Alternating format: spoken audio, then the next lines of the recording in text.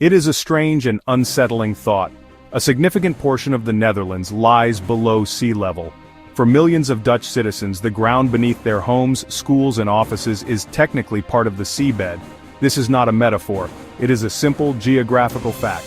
If the complex web of dikes, dunes and barriers were to vanish tomorrow, vast swaths of the country, including Amsterdam and Rotterdam, would disappear beneath the cold gray waters of the North Sea.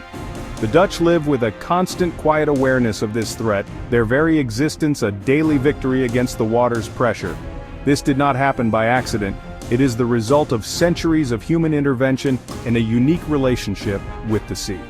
Early inhabitants built turpin, man-made mounds to escape flooding.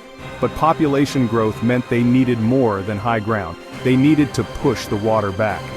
This began a long, arduous battle that shaped the Dutch landscape and character.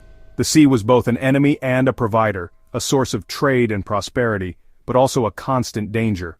The earliest Dutch solutions were born from simple necessity and keen observation. The first line of defense was the dike, not the massive stone walls of today, simple earthen mounds. Built by communities working together, shovels, wheelbarrows, villagers would dig up clay, peat, they piled it high to form a protective wall around fields and homes. It was grueling, back-breaking work that required immense social cohesion. If one family failed to maintain their section of the dike, the entire community was at risk. This shared vulnerability forged a powerful sense of interdependence. A mindset, God created the world, but the Dutch created the Netherlands. As their ambitions grew, simply holding the water back was not enough. The Dutch wanted to reclaim land from the marshes, lakes. This led to one of their most iconic innovations, the windmill. Not just for grinding grain, but powerful water pumps. A series of windmills with giant cloth-covered sails turning in the sea breeze, working in coordinated effort. The first mill lifted water from a low-lying area into a channel.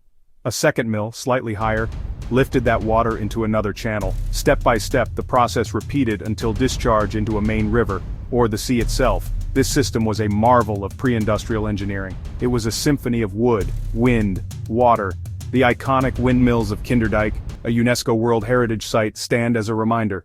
The Dutch took their fight a step further with the creation of polders.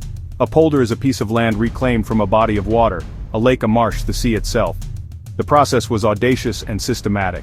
First, an area of water would be enclosed by a sturdy ring dike. Then the windmill's steam pumps, diesel pumps would be set to work, pumping all the water out. This process could take years, a slow and steady removal of an entire lake until finally the muddy bottom was exposed to the air. The new land, rich with marine clay, was incredibly fertile but also unstable, and well below the level of the water surrounding it. This newly born land required constant vigilance. It was an artificial creation, a bubble of dry land existing in a world of water, and it would revert to its natural state without continuous effort. The pumps had to keep running, day-night, to remove rainwater and the water that inevitably seeped in through the soil under the dikes. One of the most ambitious polder projects in history was the draining of the Haarlemmermeer, or Haarlem's Lake, in the mid-19th century. Today, this very polder is home to Schiphol, its runways and terminals resting on land that was once the bottom of a lake. The old methods were brilliant, but they were not infallible. The Netherlands received a terrifying reminder of its vulnerability on the night of January 31, 1953. A brutal combination of a high spring tide and a violent northwesterly storm smashed into the southwestern province of Zeeland. The dikes, many of them centuries old, were overwhelmed. The sea surged inland, inundating a vast area of the country, claiming the lives of 1,836 people and displacing tens of thousands more. The 1953 North Sea flood was a national trauma, a devastating blow that exposed the limits of the existing defenses and galvanized the nation into action. The Dutch response was characteristically bold and forward-thinking. The government declared, "The flood of '53 must be the last."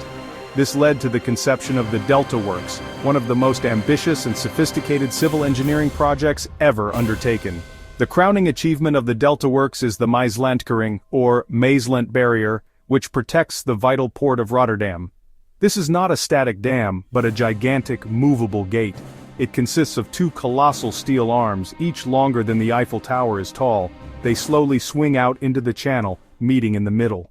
The Dutch battle against the sea is far from over. Today the challenge is not just the incidental storm surge but the slow, inexorable rise of global sea levels. The sophisticated systems put in place over the last century are now being tested in new ways.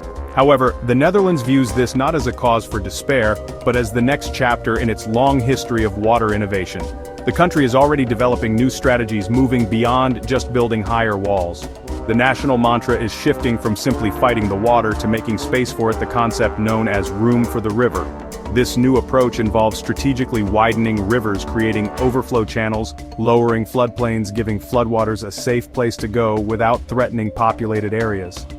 As the world confronts the rising tides of the 21st century, we would all do well to look at what they have achieved and learn from the masters of the flood. From New York City to Jakarta to the island nations of the Pacific rising seas pose an existential threat. Their secret is not just technology, but a culture of collaboration. Ultimately, the story of the Netherlands is a profound message of hope. It demonstrates that humanity is not helpless in the face of environmental change. They created a thriving nation where others saw only water. It is possible to build safe, prosperous, and sustainable societies in even the most challenging of environments.